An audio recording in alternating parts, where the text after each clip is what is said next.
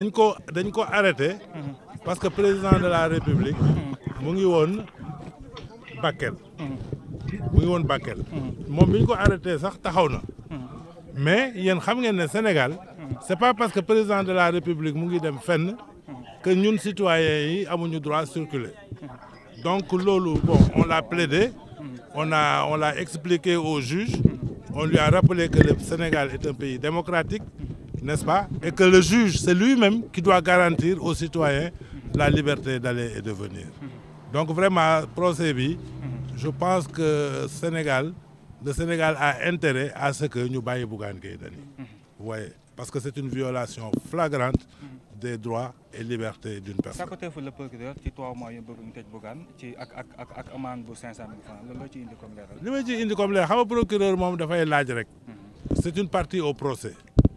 Donc lecture bi ñu ci mën a am bon mën na nekk ñaar sur le plan politique ça peut signifier qu'on veut empêcher à Bougane de faire sa campagne électorale parce que après tout il est candidat, n'est-ce pas, à la députation et il est sur les listes et il doit faire campagne.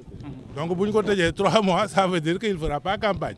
Donc si le procureur demande ça, ça veut dire qu'il cherche à éliminer un candidat à l'élection législative. Bougane ba léegi moom dafa taxaw ci li nga xamante ni moom la wax barki démb foofu ca Bakel dafa mel ni que loolu la réitéré fii ci biir tribunal bi. waaw mais loolu la wax moom mais xam nga le cas de Bougane fait yi ñun ñëpp on les a vus en direct. amul ku mu ump li xew. gendarme bi arrêté na ko ne ko sama supérieur hiérarchique moo ma ne naa la arrêté doo dem Bakel. mu ne ko waxal sa supérieur hiérarchique Bougane day dem Bakel.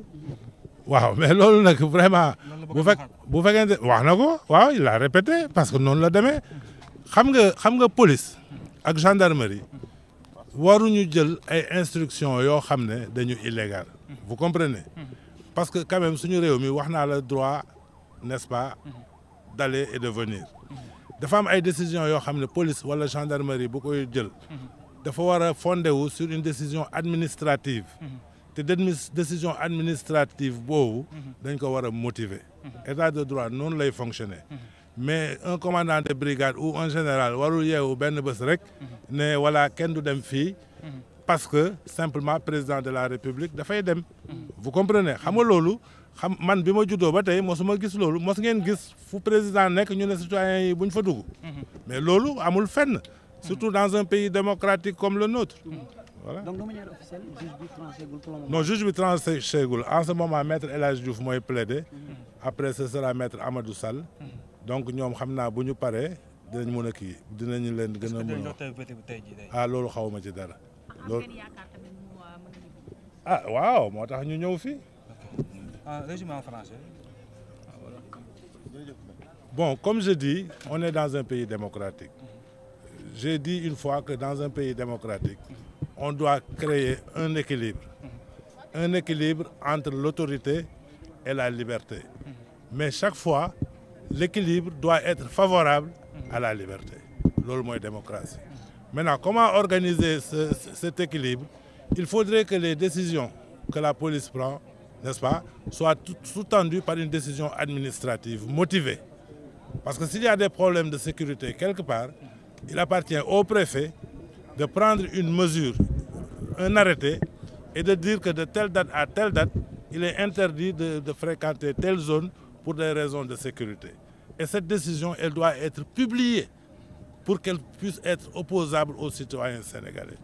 Mais si cette décision n'existe pas, on ne peut pas prendre des instructions, les donner à des policiers ou à des gendarmes qui se mettent sur la route, qui, en dehors de tout contrôle routier, effectivement, le gendarme, quand il te contrôle pour des raisons, quand il contrôle ton permis de conduire, n'est-ce pas, tes pièces, il a le droit de t'arrêter pour ce contrôle-là.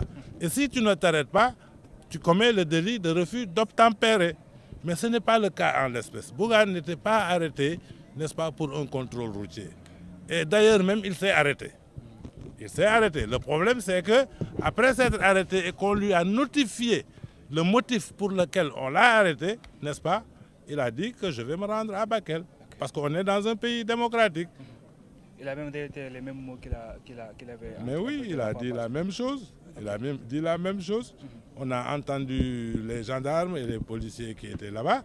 Donc ils ont dit qu'ils ont reçu des instructions pour arrêter le convoi de Bougane. C'est ça qui est grave. Les instructions venant de qui? Des instructions venant de leur supérieur hiérarchique. On leur a demandé, mais est-ce que les autres véhicules passaient? Mais les autres véhicules passaient. Donc si c'était une mesure qui concernait, n'est-ce pas, l'ordre public et les bonnes mœurs, on aurait dû arrêter tout le monde. Moi, on ne peut pas arrêter le véhicule de Bougane et laisser les Ndiaga Ndiaye et les autres cars rapides passer. Ça, c'est de l'injustice. Donc vous espérez sa libération d'aujourd'hui? Mais c'est pour ça que nous sommes là. Aujourd'hui, je ne peux pas le dire parce que c'est le juge qui va décider s'il va rendre sa décision aujourd'hui ou s'il va mettre l'affaire en délibéré. Merci beaucoup. Merci beaucoup.